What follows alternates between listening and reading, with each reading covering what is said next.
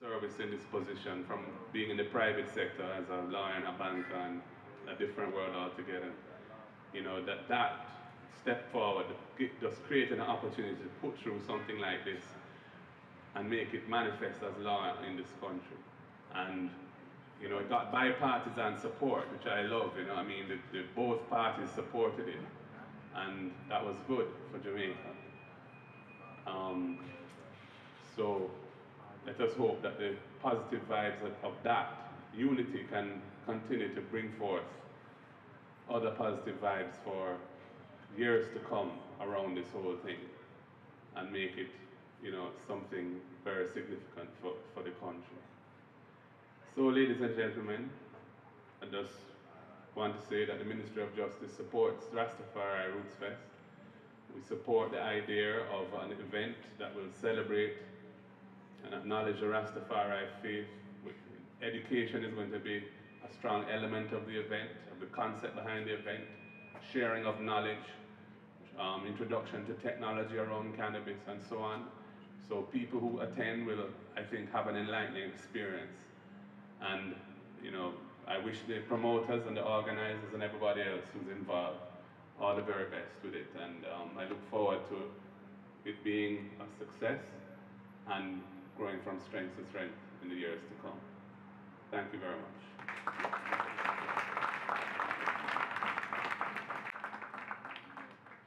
Thank you, Minister Golding. I just want to based on our celebration and the dignity that we now stand on.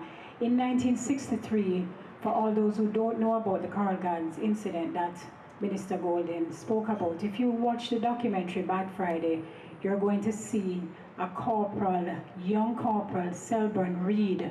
He was at the time, he was part of the operation that went into Coral Gardens. In the documentary, he tells us that at that time, Rastafari were the pictures on the targets on the firing ground in their training space. So that's how the policemen were trained at the time. And the picture of a Rastaman was put on their target practice thing. So when you thinking for goal, you're going to shoot somebody, you know, they instill that in you psychologically.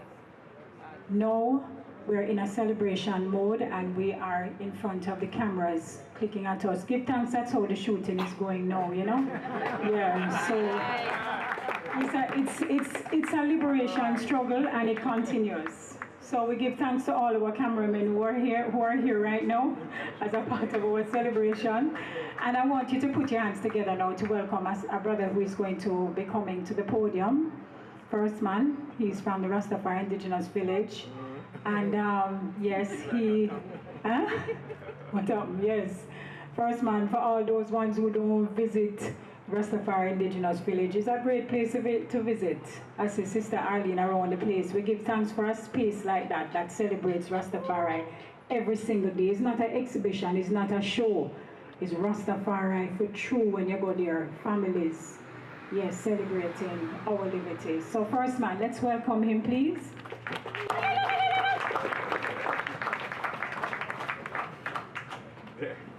All right, sometimes simple is very technical. But to tell you the truth, we are here in a moment, and this moment that we have is something that is the positivity of Rastafari. Rastafari say organize, 12 tribe go over there, so Baba Shanti go over there, so School of Vision go over there, so and we follow the mission.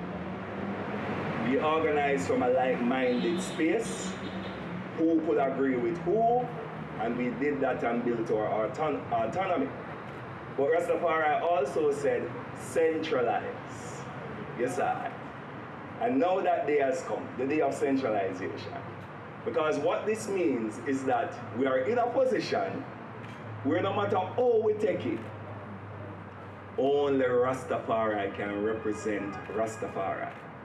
So this particular event aims to ensure that 12 tribes will be represented there, the Bobo Shanti House will be represented there, School of Vision will be represented there, House of Dread will be represented there, which means that this is a day of centralization. So this is a little bit more than an event. It's actually a claim. Because we are partnering with High Times, and with High Times, what you find is the science of the herb, different ways that youths are using the herb. People use the herb and call themselves dog. People use the herb and while them are rolling, them are planning to go on a mission. What is the Rastafari stance on using the herb? And this is why only Rastafari could declare that. So the essence of this Rastafari village, this space that will be at the event, of course, it will be on the economic side that Rastafari will be the ones presenting the food. So as Ras Ayavi said, only vegetarian, only the italist way.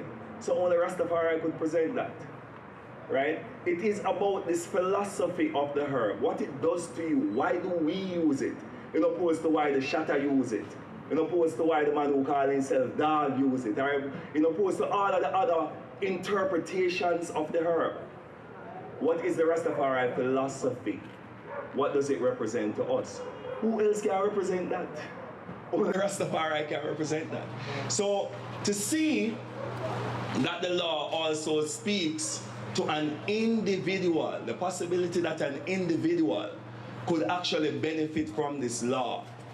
And then to see that Ras Ayavi is this individual, but yet still we are speaking about a collaboration of 12 tribes of Israel, Bobo Shanti, and all our Rastafari veggie meals and wheels, all of the people who are representing what we are on a day-to-day basis.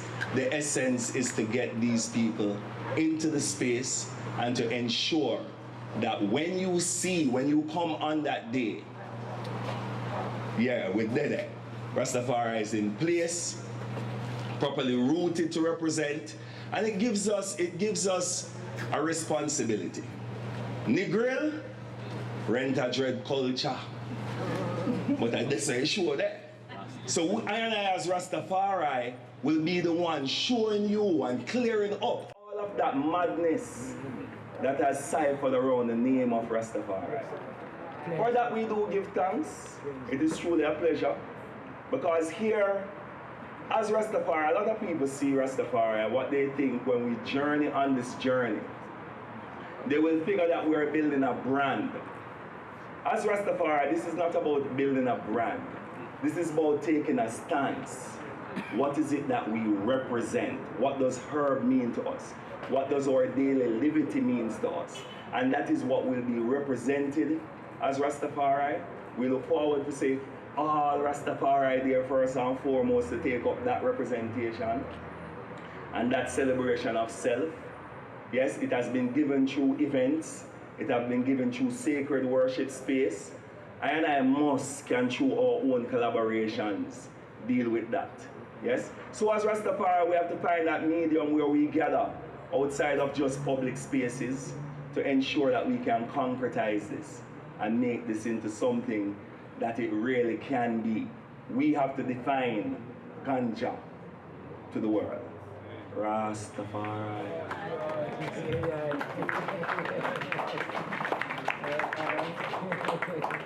Yeah, no, first man. First I will say.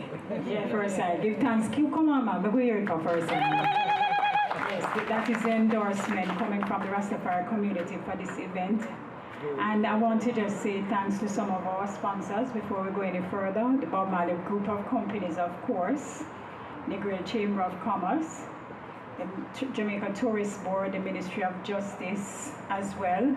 As we go along later on in the night, we're going to be thanking all the people who are helping us to make this happen. So now we're going to invite another speaker to the platform, and that is Blaine Dowdle from Tweed. Yes, he's going to come and give his endorsement of the event.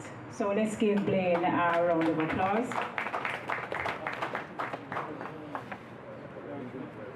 Give thanks, everyone. This is quite an honor. I'm humbled and a real privilege to be here tonight with everyone for the launch of the Rastafari Rootzfest event. I've been coming to Jamaica now almost 2 years, watching the ganja law reform process. and it's been a very interesting process. I've been really lucky to meet some really amazing people along the way, like Ross IAB, and many, many others. I won't start to list because it would take too long. And because of that, it's really led us to where we are today. And I really think this is an opportunity, and everyone should be really mindful that this is an incredible celebration.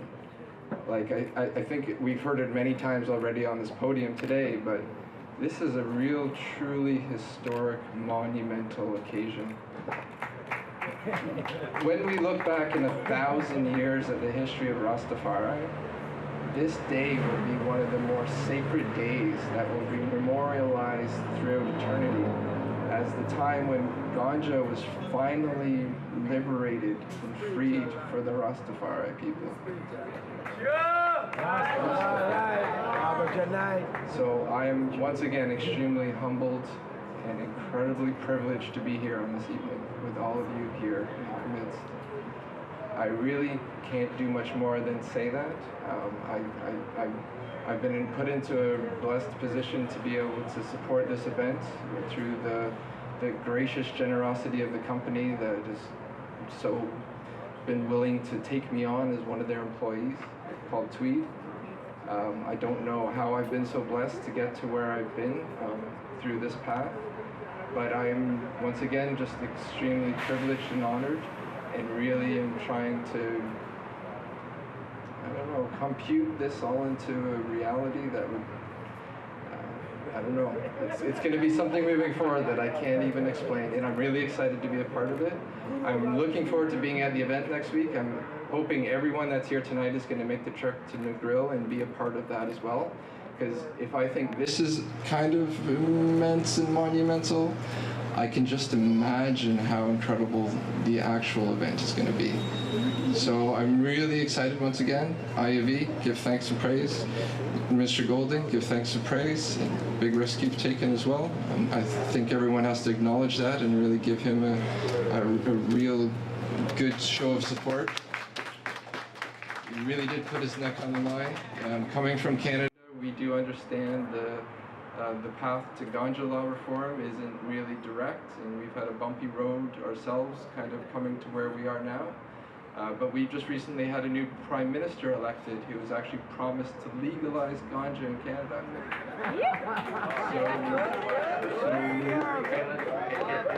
To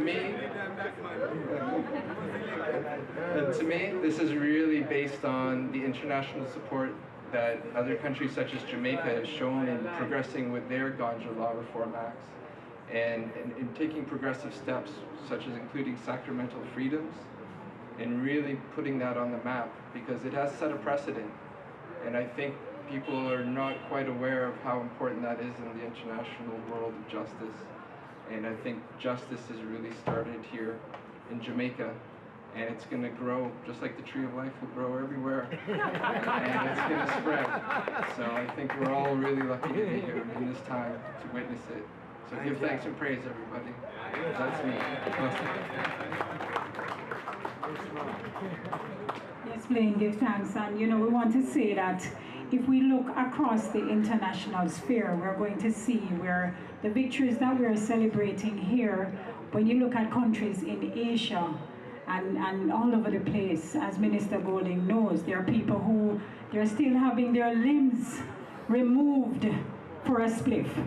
They're still having a death penalty for ganja. So in case we think that things are not moving fast enough, we still reside within an international sphere, and we really and truly give thanks for all of our victories and all of our celebrations. Rastafari would say that ganja was never illegal to us anyway. So yeah, we always, ganja has been legal, and we have dealt with it responsibly. And on the matter of responsibility, we had a meeting recently with the national drug abuse people, and they were emphasizing to us that at the festival we should make sure that we balance the conversation to let people know the negative effects of ganja as well as the positive effects. So we need for them to know that it is time now for the National Drug Abuse Council to teach the people about the positive aspects of herb as well. It has to, if it going to be balanced in one way, then you as an agency have to make sure now that you step up to the plate, get the information that you can share it.